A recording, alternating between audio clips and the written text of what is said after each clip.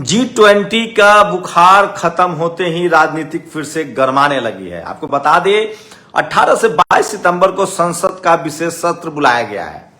लोग कयास लगा रहे हैं कि महिला आरक्षण पर फैसला हो सकता है। दिलीप मंडल ने सचेत किया है कि अगर महिला आरक्षण आता है तो SC ST OBC के महिलाओं को भी आरक्षण मिलना चाहिए। वही दूसरी खबर है वन नेशन वन इलेक्शन की बात है, जिसको लेकर कमेटी भी बना दी गई है। लोग सवाल पूछ रहे हैं कि वन नेशन और वन एजुकेशन कब होगा। वहीं तीसरी सबसे बड़ी खबर यह आ रही है कि जाति जनगणना को लेकर सवाल सरकार हां कर सकती है। इसको लेकर भी लोग तैयारी में हैं।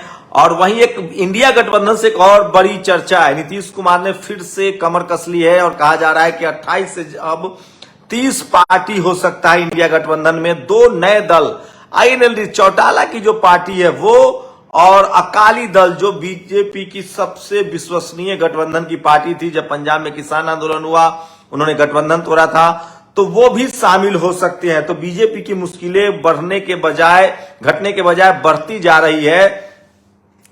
और टीवी अखबार के लाख कोशिशों के बाद भी मामला बनता नहीं दिख रहा है। एक तो इंडिया गठबंधन में टूट नहीं हो रही है, और उससे भी बड़ी बात है जिस तरह से घोसी का उपचुनाव हुआ, झारखंड में बीजेपी अपनी सीट हार गई।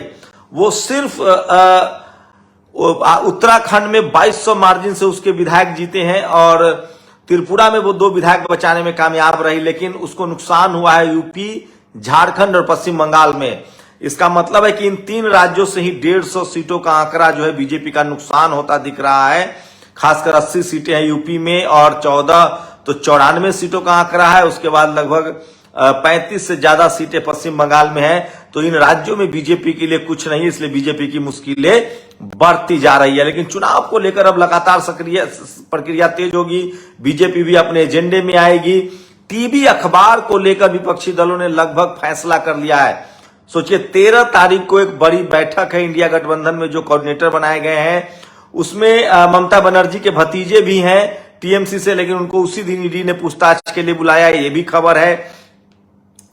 वहीं विपक्षी दलों के जो मीडिया मैनेजर हैं उन्होंने लगभग तय कर लिया है कि वो टीवी चैनल में उन लोगों कांग्रेस के नेता तब तक नहीं जाएंगे जब तक वहां RSS से जुड़े लोगों को साफ साफ न बताया जाए कि RSS से हैं। मीडिया विश्लेषक, राजनीतिक विश्लेषक, इन सब से काम नहीं चलेगा। अखिलेश यादव लगातार हमलावर हैं। विदेशी मेहमानों को सोने की थाली में 56 भोग परोसे और देश के करोड़ों लोगों को है बस 5 किलो अनाज के भरोसे। अगला चुनाव इसी भेद को मिटाने के लिए लड़ा जाएगा। दिखावा भी छलावा होता है, यह कहिए जुमले का पर्यायवाची है। भाजपा के दिखाए झूठे स्वर्णिम स्वप्न की नींद से जनता जाग गई है। वैसे भी भूखी आंख को सुनहरे सपने नहीं आ सकते हैं। तो अखिलेश यादव घोसी चुनाव के बाद लगातार फुल फॉर्म में है और सरकार पर हमलावर। एक और ट्वीट बताऊंगा आगे। बोलता हिंदुस्तान ने एक खबर शेयर किया है कि अग्नि और छुट्टी पर गए जवान घर घर जाकर सरकारी स्कीमों का करे प्रचार। इस तरह की बात कही जा रही है, इसमें कितनी सच्चाई है बताएंगे। और नीतीश कुमार वाली खबर जो मैंने बताया उसको लेकर कयास है। और इसी बीच अखिलेश यादव का एक और ट्वीट है। किसी ने सवाल किया G20 के लिए भाजपा सरकार ने निर्धारित कोटा से 4 गुना 4100 करोड़ रुपए खर्च क्यों किया। किसी ने जवाब दिया बस सच एक बार लेकिन झूठ 4 गुना बढ़ाकर बोलना पड़ता है, तो बजट 4 गुना बढ़ गया। ये लगातार खबरें चल रही है कि 900 करोड़ का बजट था। और सोचिए ये है Richa Rajput, doctor Richa Rajput, BJP IT cell UP की मुखिया हैं, और ये फंस गई हैं। एक वीडियो इन्होंने शेयर किया जिसमें एक महिला तवे पर रोटी बना रही हैं। अब लोग कह रहे हैं कि उज्ज्वला योजना कहां है, ये देखिए।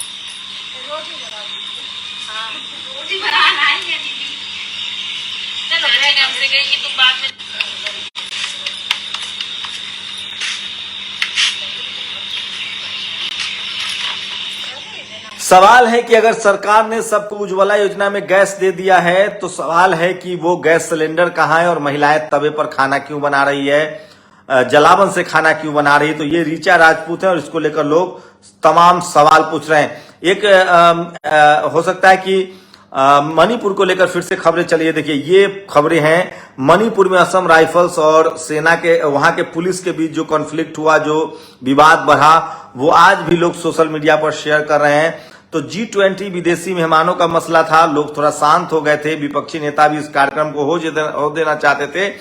अब जाकर फिर से सवाल पर सवालों के बौछार छूटने वाले हैं और एक खबर चल रही है न्यूज लॉन्ड्री को लेकर। एनडीटीवी के जो हेड हैं संजय पुगलिया, उन्होंने अपने पत्रकार को कहा था कि राहुल गांधी जब अडानी पर सवाल कर रहे थे उसमें हंगामा मचाने का। ये भी सोशल मीडिया पर वायरल है। बहुजन समाज के लोग कैसे जवाब देते हैं सो देखिए। अगर जाति ब्राह्मणों ने बनाई है तो जाति प्रमाण पत्र लेने ब्राह्मणों के घर क्यों नहीं जाते, ये सर्वेश पांडे ने सवाल किया। मंजीत ने इसको जवाब दिया, जो बाबा साहब और बुद्ध की तस्वीरें लगाए हैं, पांडे सरनेम का सर्टिफिकेट कौन सा ईश्वर देते हैं? मुझे डायरेक्ट उनसे बात करनी है, बिचौलियों से मुझे कोई बात नहीं करनी है। तो सोशल मीडिया पर लगातार लोग सवालों के जवाब दे रहे हैं। और ये देखिए, ये बीच कांग्रेस की जो आईटी सेल की हेड है ऋचा राजपूत, वो फंस गई हैं अपने ही ट्वीट से। उन्होंने गांव के लोगों को इमोशनल करने के लिए ट्वीट किया था, लेकिन लोग सवाल पूछ रहे हैं कि उज्ज्वला योजना कहाँ है और गैस सिलेंडर का क्या हुआ। तो सोशल मीडिया पर ये तमाम बड़ी खबरें हैं जो वायरल है। लेकिन अभी भी स्टालिन जो हैं वो नंबर 1 पर बने हुए। उदय स्टालिन तमिलनाडु में लगातार जो साधु परमहंस है जिन्होंने गर्दन काटने 10 करोड़ की बात कही थी, उनका विरोध हो रहा है। तो सोशल मीडिया पर आज की ये तमाम बड़ी खबरें हैं जो वायरल है। और इसलिए मैं कह रहा हूं कि सोशल मीडिया ही सच्चा मीडिया है, सोशल मीडिया ही बहुजन मीडिया है। और लगातार लोग इस तरह के सवाल जो आपको टीवी अखबार नहीं दिखाएगा। लखनऊ में बारिश होते ही लखनऊ शहर का जो बुरा हाल हुआ उसको लेकर टीवी अखबार में खबरें चल रही है। और जो सोशल टीवी अखबार भले बीजेपी के साथ हो, प्रधानमंत्री के साथ हो, एक तरफा रिपोर्टिंग हो, लेकिन सोशल मीडिया पर लगातार सवाल पूछे जा रहे हैं। और बीजेपी जो है वो सोशल मीडिया पर लगातार बैकफुट है। बैकफुट पर है। कुछ लोग कह रहे हैं कि हो सकता है कि यूट्यूब के लिए कोई गाइडलाइंस आए, सोशल मीडिया के लिए कोई गाइडलाइंस आए। देखने वाली बात होगी। फिलहाल तो 2024 के लिए इंडिया गठबंधन में जब तक दरार नहीं होती है, बीजेपी की मुश्किलें शायद ही कम हो। आप लोग अपनी प्रतिक्रिया जरूर दीजिए, आपकी प्रतिक्रिया बहुत जरूरी है। शुक्रिया। नेशनल दस्तक की आपसे गुजारिश है कि अगर इसको बचाना चाहते हैं तो नेशनल दस्तक को सब्सक्राइब करने के लिए रेड कलर के सब्सक्राइब बटन को दबाएं, फिर बेल आइकन की घंटी दबाएं। नेशनल दस्तक को बचाने के लिए बहुत जरूरी है कि हर खबर को शेयर करें, लाइक करें, कमेंट जरूर करें।